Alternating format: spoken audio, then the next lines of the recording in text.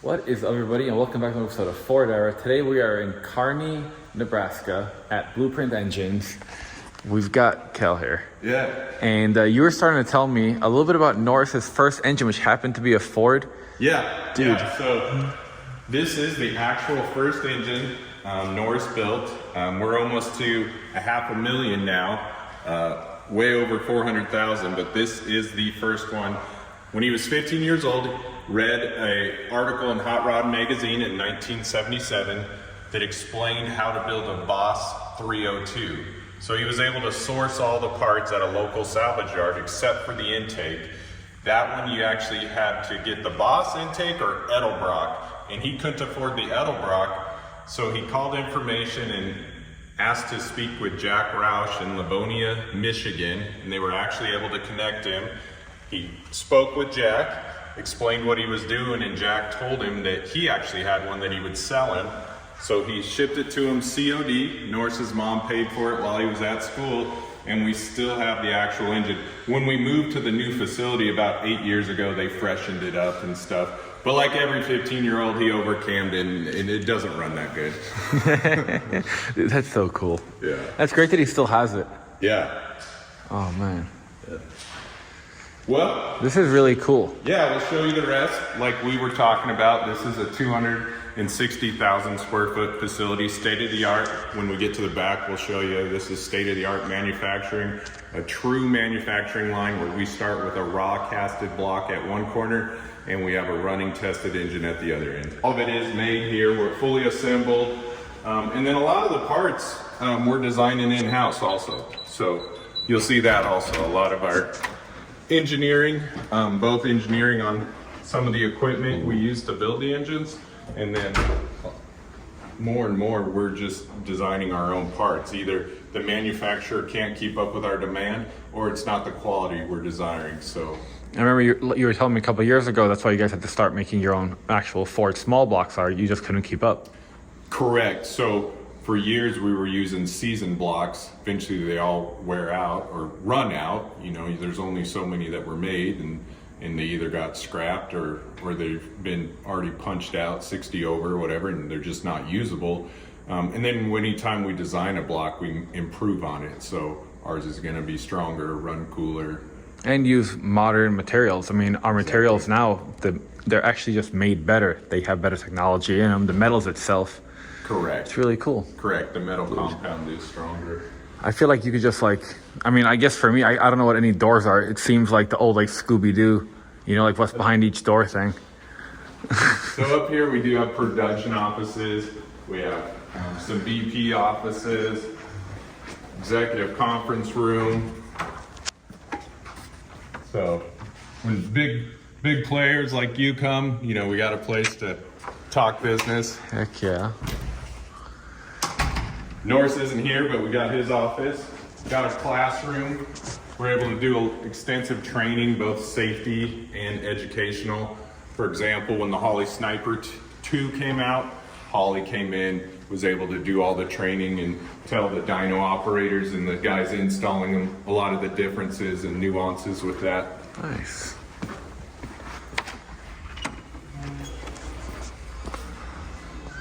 This is going to be quality control.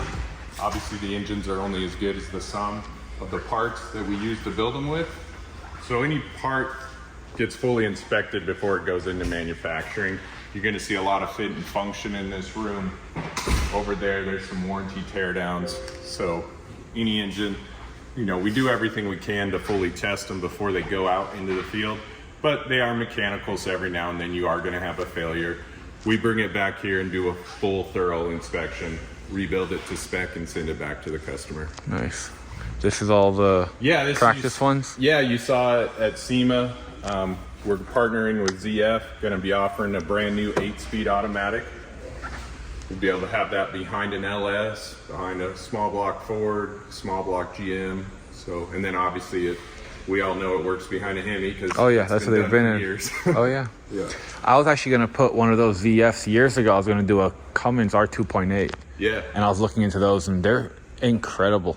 Yeah, they're a bulletproof transmission, absolutely. And what's nice is we partnered with them, so we're able to do all the tuning and calibration required. That's awesome. Yeah, you'll see a lot of 3D printed stuff, like this engine, the block, the intake, and so forth. Obviously, we'll design it on SolidWorks, print it in 3D, test all the fit and function before we actually do the first casting. Nice. Yeah.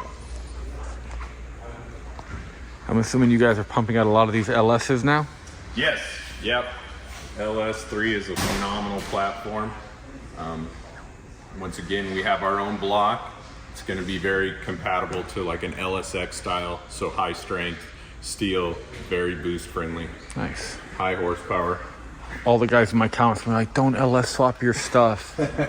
But, you know, if you're a Chevy guy, you should LS swap your stuff. Yeah, I've always been a fan of Ford trucks with Chevy engines, so. But everyone. I think hot rodding's hot rodding. Like me personally, I don't care, but it's funny how people get so uppity. Yeah, they're pretty brand loyal. We see a lot of that with like Holley versus Edelbrock and carburetors. Yep. And stuff. We still sell quite a few carbureted engines, so. I like them. I mean, when they work right, they work right. You just, a lot of people just, they're like, they think they don't know how wiring works. They don't know how a carburetor works. They're like, Anymore, I'd agree. There's less people that know how to tune a carburetor than they can, work the Holley Terminator X or It's especially a interesting. Holley Sniper to set that up. They've taken it, made it very, very easy. Yeah. But I tell customers all the time, and it's really their choice, whatever they're looking for, but a carburetor not working correctly is still most of the time going to get you home. Fuel injection, you're calling a tow truck. Yep. What I'm assuming this is just a testing tool? Yeah, so this is all stuff that I don't really know how any of it works. But once more quality control. In here is all engineering, both mechanical engineering. Awesome. And then they design all the engines. They also design a lot of the robots and stuff you'll see out there and the equipment we use to build the engines. But this, for example, they're testing a block. So they'll pull one off the line that's been machined and just make sure that it's 100% in spec.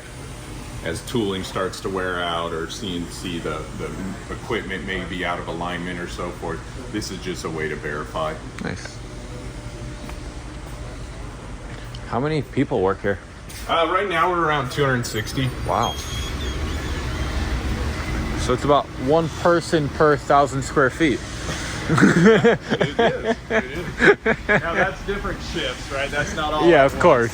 So. Wow, look how many blocks just stacked. Yeah. Oh, that's so cool. Gosh, all 427s. That's a lot of horsepower right there. Yeah. Man. We can start over here. You guys, I've been walking just like you've been seeing. Like we started at the front, I haven't seen this yet. And I've never yet been to like an engine manufacturing facility. This is crazy. Yeah, most people, when you tell them you're an engine builder, they have this vision of a small machine shop in the back of a parts store, and there's an inch of oil on the ground, and there's a gentleman back there that has spent years and knows exactly what he's doing and stuff. And unfortunately, that's a dying art, right? Where we specialize in building a brand new crate engine. So obviously we keep the place very, very clean, and that just improves the quality of the engine. There's no contamination going into it, but it's different because we have a brand new block, all brand new parts, brand new aluminum heads and so forth. So like when you showed up, I told you it really makes a difference when someone comes here to the plant and can really see the difference between us and a machine shop. This is wild. I mean, I've been to like high performance, like for example, I was at like Mass Motorsports, which is a really big, aftermarket. Yeah. And this is nuts compared to that. Yeah. Like, and nothing against that local machine shop. We love them. That's literally how Norris started. It's just we provide something different. Wow. But I'll show you. So we have a CNC line, 2 lines, and then we have the production or engine assembly. and they kind of run separate. The CNC operates 24/7. There's two 12-hour shifts, Monday through Thursday, and then a Friday, Saturday, Sunday 12-hour shift, also day and night. So production is just 5 days a week, or we do a lot of Saturdays also. But so here's how they come via raw casted block. We get them in by the pallet. So like right this, here. all black. Yep. So they come powder coated. They're cast in Germany. Literally from the same foundry that if you were to go buy a GM diesel, that block's coming out of the same foundry. And then it just starts going through all the process. Yeah, there's 5 different ops on this CNC line. Wow. You can see right there, it's grabbing different tools. Dude, this is... I think if we go around, you can actually... Some of them have better windows than others, but you should be able to see exactly what it's doing. This is so cool. Yeah, and I got one over there with better lighting to kind of give you an idea. It's hard for them to see, but at least we could. Yeah. There you guys go. Now it's changing tooling. Wow. So you guys build these robots basically specifically for these? Not the machines? the CNC machines we buy. Okay. And then calibrate them, or they set them up to do exactly what we need to do. So each block obviously has its own program. So depending on what, and even within the blocks, like so a small block GM still has different machining based on what displacement you're going after. And you offer so many different variants. Yeah, right now we offer small block, big block, and LS3 on the GM platform compatible. And then small block Ford, Windsor compatible, 302 and 351 base. And then on the Chryslers, we're still doing a small block 360 Magnum base, and then the Gen 3 Hemi. Nice. Well, sounds like the only thing missing is either Coyote or Godzilla soon. Yeah. I'm sure there just needs to be some more demand. There is, and a lot of it has to do with Ford does a great job of building a very affordable engine, and it's a challenge for me to compete when it's still in a production vehicle. They just pull it off the line, put it in a crate, you get a great package. I'm more competitive once it goes third party, like GM, for example, is building theirs in Mexico, like their small block and LS3 platforms and so forth. So that's when I can be competitive. I can provide you more horsepower for less. So what you're saying is if we want to get into the 464 valve game, there's some that we just have. yeah. Well, dude, this is wild. Just blocks on blocks on blocks. Man. This is too cool. So we'll transition from the CNC over to the actual block line. And just trying to have you capture everything before they're off. The production's off at 4:30, so in about 20 minutes. I always think it's better to see it in action. Definitely. A lot of the times I'll do a factory tour and no one's working because they don't want it to be during hours. Maybe at lunch or something. And always the comments are like, does anybody work? Yeah. No, we're pretty open. This is so cool. So let's say somebody lives kind of near here and they want to learn to get into this stuff. I'm sure you guys are always hiring. Correct. We're always looking for individuals. We'll go over here where Sure. maybe the won't be as noisy. Correct. That's what's nice is we have so much diversity that we can take someone that with zero experience and we can start them off on more maybe an entry-level position, and then cross-train them, continue to train them all the way up to a dyno operator. In fact, I started in the plant.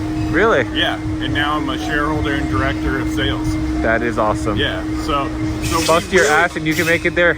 Yeah, we Hell really yeah. believe in growth from within. That is really cool. Yeah.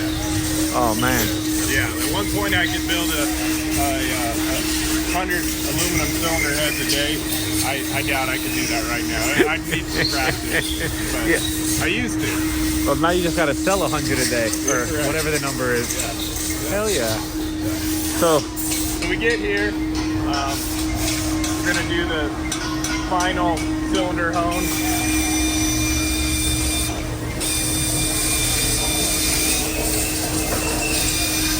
now it might be a little bit loud, but we're actually, you know, they're actually here working.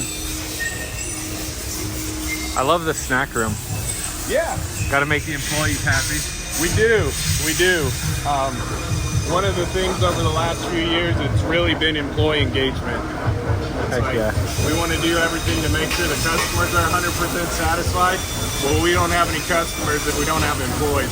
So we need to take care of our employees just as Yeah. well. No, that's really cool. Yeah. That's super cool. Oh. Then, after we're done with machining, final honing, they obviously get washed. They're washing those. Gonna have all your freeze plugs installed.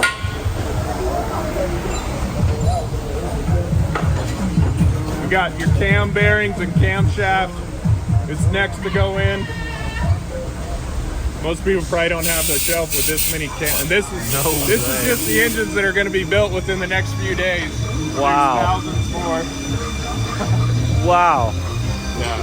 So everything's pre-staged. How many motors do you guys build a month? Right now we're averaging 80 a day. 8 a day. 80. 80. Wow. All ran and tested. That's wild. 80 a day.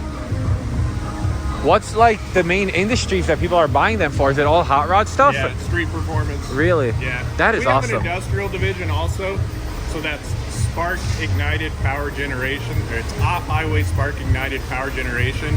So that's going to be generators, wood chippers, forklifts, and so forth. So that's probably right now about 30%.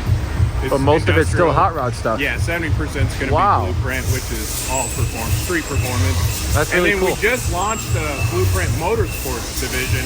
Okay. So that's race specific, more grassroots, drag racing, autocross, drifting, dirt, and circle track. How does that differ? It's the main difference is bigger cams, higher compression. So like on the drag race side, you're gonna need to run higher octane, but you can get, for example, we do a 396 and it bumps you small block 396 and you have over 500 horsepower in it. Oh, wow. Yeah. That's cool. So what's the difference in the block colors between the black and the orange? So it used to be when we did season blocks, they would be all black. Okay. And the new blocks are Pro Series, and they would be orange on the GM side. Some of those part numbers have just grandfathered in, and we're still painting them orange. Because through our distribution chain, anytime we change a part number, they have to reprint catalogs and do all that. Just easier. Eventually, we'll just offer them all black. 'Cause Gotcha. We do all new blocks now. Okay. But that's where that originated. Yeah, I figured, because I know like the LSXs are always orange. I wasn't sure. Yeah. Yeah. This is crazy. We can go into here and show you some of the... So all of our rotating assemblies are balanced to within 2 grams. So we got to match the cranks up with the correct pistons and rods and everything. So you're going to see everything in groups of 8. And then they're all labeled to go with a specific crank. So we know the correct combination. And so we're able to balance the crank specifically to this piston and rod combination.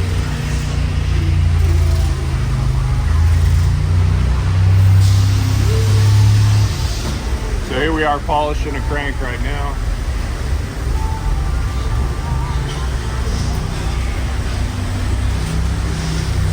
Doing some machining on one. Also polishing. The balancing is over here on these machines. So you're either taking metal away or adding.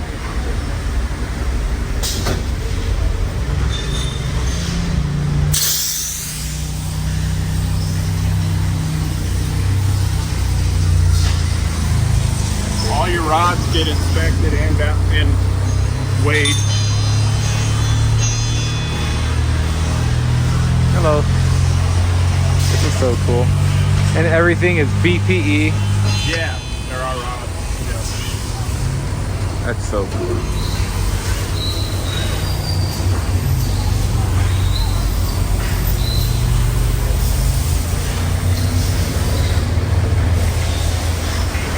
Hello.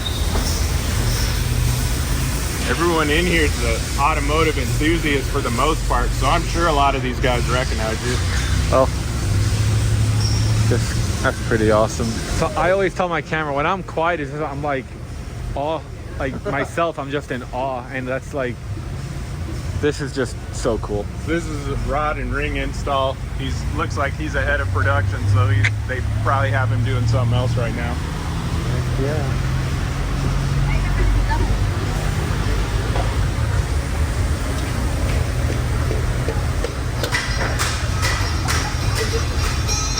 So sub-assembly supports production. What you saw over there was a lot of the rotating assemblies and so forth being built, and then they'll come over here to the line.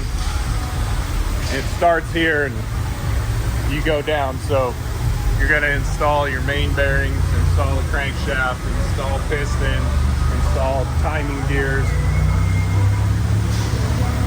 pinware, your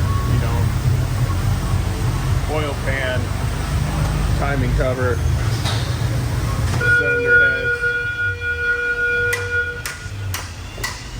So that's just an end of the day buzzer saying, hey, 10 minutes, it's time to go home. Just start, if your area's not already clean, get it cleaned up.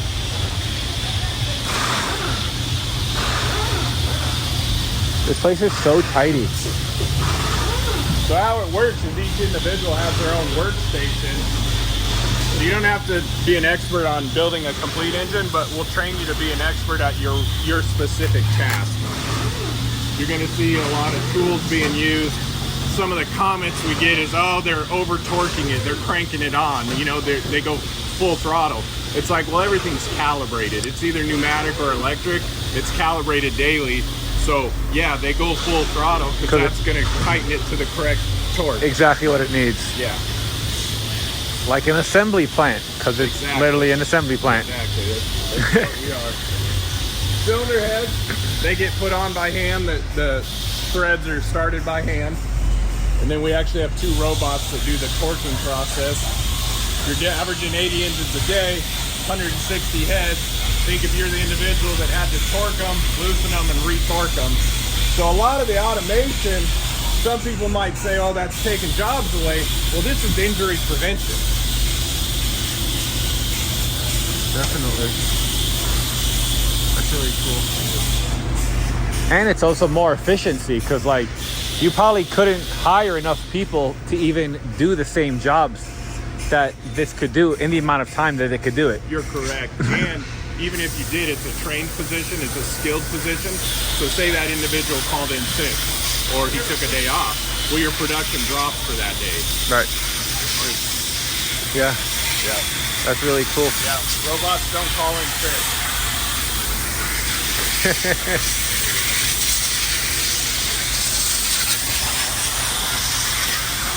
Oh, see it in action.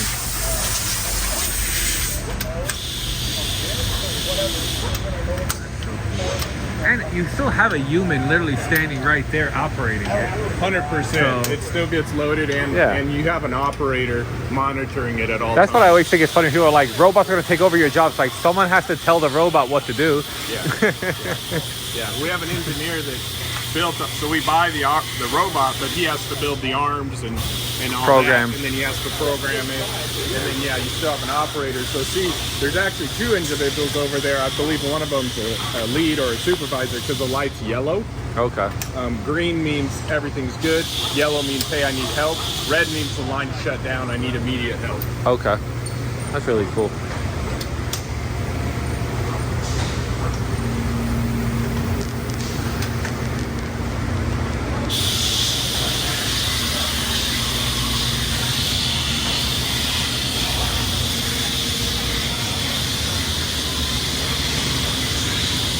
What are your lead times? Like if somebody were to order a 351 Windsor, what, average lead time?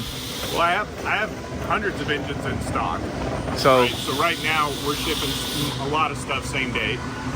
If I don't have it in stock, we're looking around 60 days. okay, but majority is in stock. Correct. Nice. Yeah. So as long as it literally just takes to ship it to them. Yes. Wow. Yeah.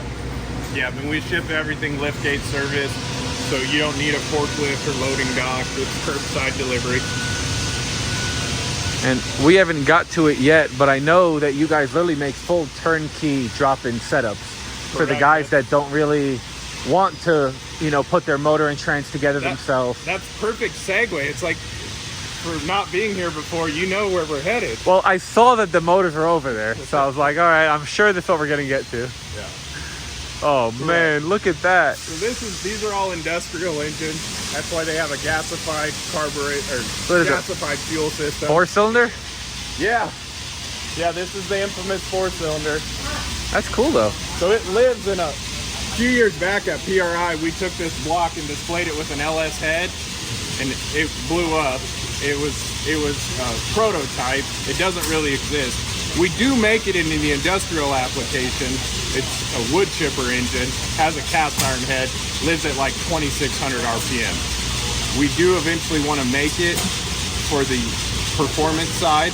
It have an LS style aluminum head. Nice. 3.6 liter. But I want it to spin at like 7,000 RPM. Oh. So it's a whole block redesign. You have to have a balance shaft and all that. That's cool. Yeah. I mean, I'm sure guys have tried putting that into a hot rod. Yeah. I mean, think about the applications, whether it's a Jeep, a 32. I mean, it's going to fit a lot better. Yeah. And really efficient. And it'll make 350 horse. Oh, wow. That's actually plenty. Yep. I mean, 2,600 RPM is what you want to cruise at, a little bit even less. So that would be perfect. Yeah. Well, that one doesn't make power much past that because it's just industrial. Their cam's completely different. Oh, look at all this prettiness. So like you were saying, we do offer everything from just a base long block to a complete engine transmission package with front assembly or front pulleys. So I tell everyone we try to have several different horsepower options and then several different levels of dress or how complete you'd like it. The trannies. Looks like auto or stick options. Correct. We do offer a Tremec 5-speed or 6-speed, and then we do partner with Gear Star transmission on all of our automatic transmissions. Go over here. I doubt they're running anything on the Dyno yet, or still, because it's closing time. All the carburetors. Yeah. Here's something I always like to point out on these videos. A lot of people question, do you really run and test every single engine? For example, that long block right there, they don't believe that we test it because obviously it doesn't have an intake carburetor or distributor. Well, we'll take the time to bolt it on. We'll put the balancer, we'll put the intake, we'll put the correct flywheel. Whatever it requires to test it properly, we'll install it, run and test that exact engine that you'll get the serial number and horsepower rating for, and then we'll remove those items, clean it all up, and ship it to you. But that's why these are all labeled Dyno and so forth. But we truly test anything that has cylinder heads and an oil pan gets ran and tested. That's really cool.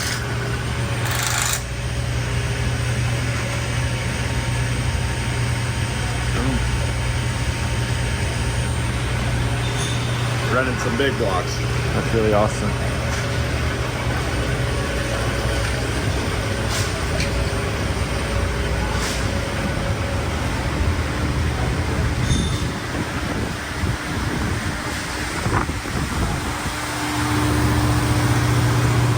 Do you still get the kid in a candy store feeling, or it kind of wore off?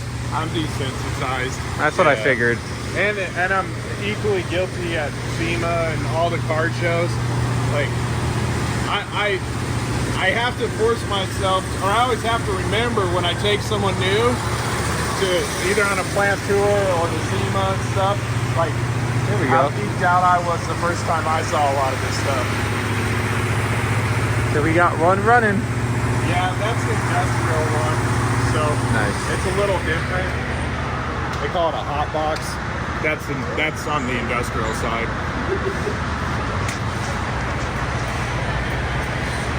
But we do have 4 dyno cells. You can see these guys are packing up for the day.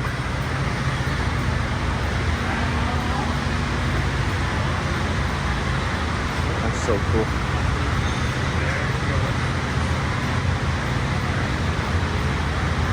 We'll go over here and we'll answer the question of why is it called a crate engine.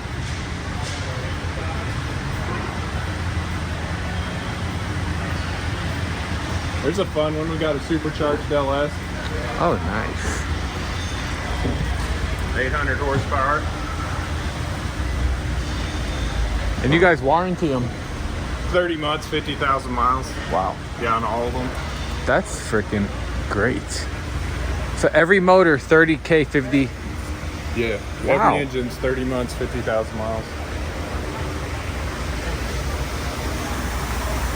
There you go. There's your support.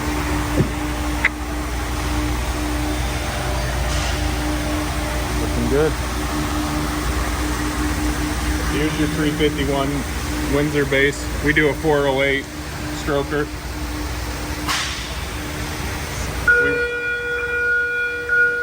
Any of our advertised horsepower is a guaranteed minimum. This one's advertised at 415, but let's see what it actually made. 500. Oh, wow. Dang. You almost getting 100 extra. Yeah. That guy's going to be happy. Yeah. Man, that is cool. I might need to, I've got a bunch of my trucks that came with a factory 351 and that means it might be pretty easy to just swap it out. Oh yeah, yeah. Yeah, that's a 351 Windsor base block. The exterior dimensions are exactly the same. It's just the inside that we changed.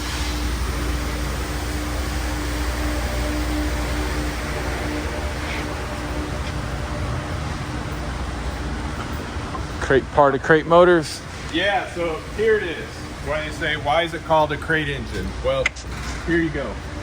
Oh. Wow. Yeah, you have some in stock. Yeah. And there's no echo because that's how full it is. Yeah. A couple years ago, this place was empty. Dude. So it is nice to have inventory to be able to deliver. I know there's some customers out there that are still waiting on engines. We apologize.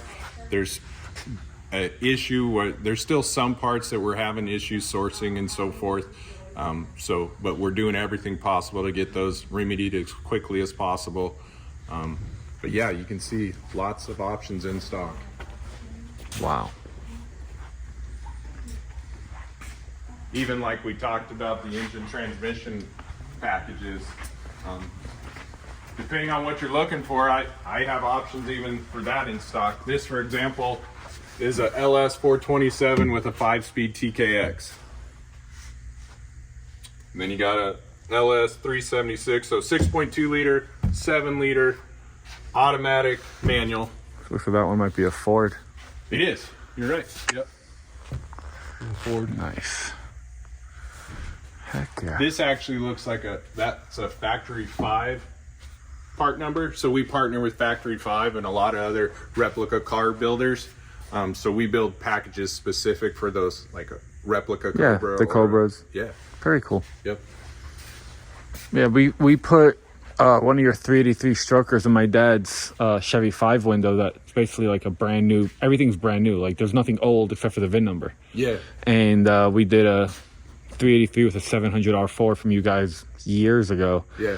And it's actually finally getting finished, which is pretty cool. But my dad was like, "You're telling me I could buy a brand new small block?" He's signed himself right up. Yeah. Yeah, and that's what a lot of people don't know is we can provide a brand new engine with warranty for less than what it's going to cost you to rebuild or try to build one on your own. Now, if you're an individual that wants to you want that experience, we understand, and that's fine. But unfortunately, with the cost of individual parts and the cost of machining, you just can't beat the price that we can offer. You know, Norris was always a fan of Henry Ford and the vertical integration. By the more we bring in-house, we're able to keep costs down, and we're able to pass that savings on to the end customer. What does your Ford small block start at? They're going to be around 6,000 based on, you know, the level of dress. And what's like let's say fully decked out motor, transmission, all the billet, all the goodies? Fully decked out, you'd be around 20. That's not bad at all. Full package, engine, transmission, front drive, everything. Yeah, so power steering, alternator, AC. Still pretty much the same cost as like just getting into a Coyote. So I could see why a lot of guys would go with this option. Yeah. Because lately, I mean, I've been seeing more and more guys getting back on the road with just, instead of trying to save up for a big project, like some crazy swap, they're just like putting stuff back together. And this is what helps them get that done. Yeah. And with the aftermarket fuel injection, so we have our own in-house fuel injection that we offer. It's multi-port, completely tuned, calibrated ECU. I have calibration engineers that spend thousands of hours driving, testing. We even have a cold cell. So we did a little Nebraskan, but we have a reefer truck that we took off the frame, put the box on the ground, and we'll drive vehicles into it, and so to calibrate cold starts. Nice. Yeah. Hey, it works. Yeah, so we have our own fuel injection multi-port, or if you're wanting to do more of a traditional carburetor look, you can do the Holly Sniper 2. But with those fuel injection options, you can stay with your original engine. So it's going to install easier. You just got to upgrade the fuel system, but there's not an extensive wiring harness or anything like that you're needing to do. And you can repower it with the modern fuel injection. And like you said, keep that original look at a fraction of the cost of doing, you know, an LS swap or a Hemi swap or a Coyote swap. Now, if that's what you're looking to do, we can help with that also. For sure. Dude, this is wild. Just it's loaded. And then I'm assuming that's all the parts that would go into building them? Yeah, we can go over there. We have 3 warehouses. One small parts, so stuff that can be moved by hand. It's high volume stuff that we're constantly taking out to the line. You don't show that pile. That's a corner that needs cleaned up. We all have them. Everyone has that, right? We all have them. Yeah. And then this is also parts, but everything in here for the most part has to get moved by a forklift. I love how finished clean. goods warehouse, the one we just came from. Yeah. Man, this is wild. Yeah. So this would be your main receiving warehouse. We'll break down pallets, put stuff that's in small parts, or go and support the line. We even have a sub-assembly line. We call it our flex shift. During COVID, like everyone else, we were having a challenge finding employees.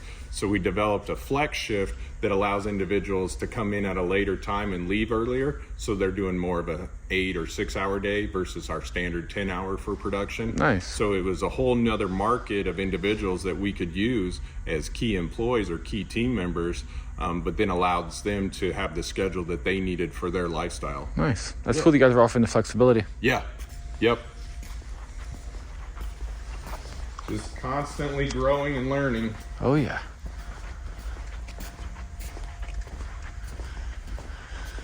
A lot of these metal racks is to be conserve the wood. These are all returnable crates, so that's an end customer that we ship them to, and then they ship us the crates back. Yeah, this definitely puts the meaning Side. behind crate motor. Yeah. Like those stacks over there, those are probably semis staged, so truckload staged to go to one of our distributors. We have an extensive distribution chain.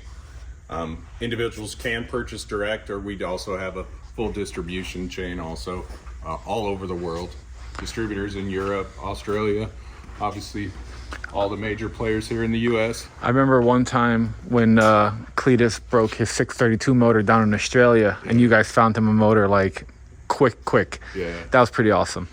Cletus has broke a lot of 632s already. Good thing you guys keep making them. Yeah. It's anything you hold on the rev limiter for long enough is eventually going to blow, right? For sure. I mean, it's fun to watch. It does its job for what it's supposed to do. Yeah. But those are just wild. Yeah. I mean, the torque that thing must make, I couldn't even imagine how it feels. Yeah. It's a beast. You know, I mean, I think right now he has it in that Summit delivery van. He's running a 632 in that. And nice. Yeah. Heck yeah. Yeah, but I remember that toast build. I think that's what that third gen was called. Yep. That was like peak Cletus in my opinion. I mean, this dude's killing it. Different things, but like I remember, I was like waiting at the edge of my seat for videos back then. He's changing the dynamics of NASCAR right now. Like the demographic and new eyes that he's bringing to NASCAR is awesome because it's just good for all of us overall. I feel like general motorsports. Correct. Someone like him that's saying, hey, it's still cool to race. It's still cool to do aftermarket automotive, and getting younger people excited about it. I love it. Oh yeah. As a Floridian, like that dude has brought motorsports back to Florida. Like everybody's always like, oh, what are we gonna go do there? Like they're having this race, they're having this, they're doing that. It's really cool. Our founder, Norris Marshall, is on the SEMA board of directors, and he's actually running for chair-elect, and he's been working extensively with the PAC, SEMA PAC, the Political Action Committee, and they've strategically over the last several years have won cases where they're trying to shut down tracks. Most recently, they just won one where there was a law that was going to be going into place stating that if houses built up around that racetrack, that, you know, they could complain about noise and get it shut down. Well, they got the law vetoed and saying, no, it's like you're building a house by a racetrack. You're building it in an area that you know is going to be loud. Oh yeah. Leave the racetrack alone. So he'll tell you that this industry has provided so much for him that now later in life he's really wanting to pay it back. That's so cool. Yeah, so it's awesome to work for an individual that's taking his own personal time and personal money and pouring it back into the industry. I mean, at the end of the day, that's what it takes for us to move forward. And then he wants to see these keep being on the road forever. If they keep shutting down these racetracks, slowly they're gonna die. Yeah. And it's wild to me. Like down my way, there are no racetracks. Like I'm in South Florida, the closest tracks are all in Central, like where Cletus is. Yeah. Because all the, South Florida tracks, they get shut down for the same reasons. Yeah. It's just, it sucks. Yeah, I'm originally from Colorado, and I grew up racing at Vandermeer Speedway that unfortunately recently got shut down.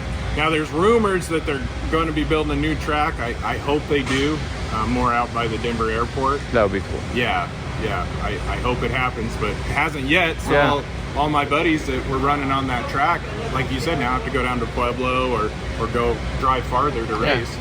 It just makes it less enjoyable, or like for the younger crowd, it makes them want to do things illegally because it's like you don't have where to go do it. I mean, I remember when I was a kid, we would go for testing tunes and just for no reason, just to go have fun, and it's like it was a blast. Yeah, absolutely.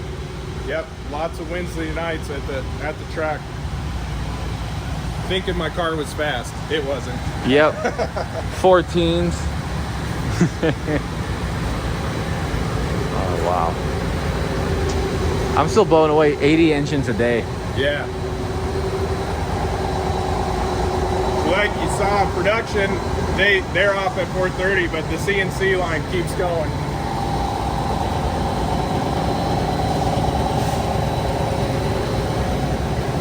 So do you have people watching it all night, or okay? Yeah. That's what's nice is this machine. It's a very limited amount of people you need to run it. I'll show you over here where they load and unload, but then the blocks are actually staged. So you can load and unload right here. Just watch this. What you see up here, You got 64 different slots that you can have a block waiting. Oh, wow. So the idea is the 5 operations are never not doing something. But if you had to wait for someone to load and unload every time, well, these are already ready to go, and then the system knows where to take it next. So it already has one staged ready to go.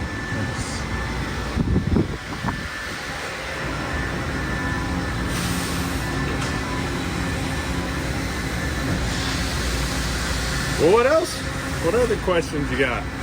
Honestly, I feel like you answered all of them, and unless there's something else to show us, we can probably end it over here. Okay. Awesome. Well, you guys, if you want to buy one of these, go over to blueprintengines.com, and if you're not subscribed to the channel, subscribe, drop a comment below, let me know what do you think about this, and we'll see you in the next video.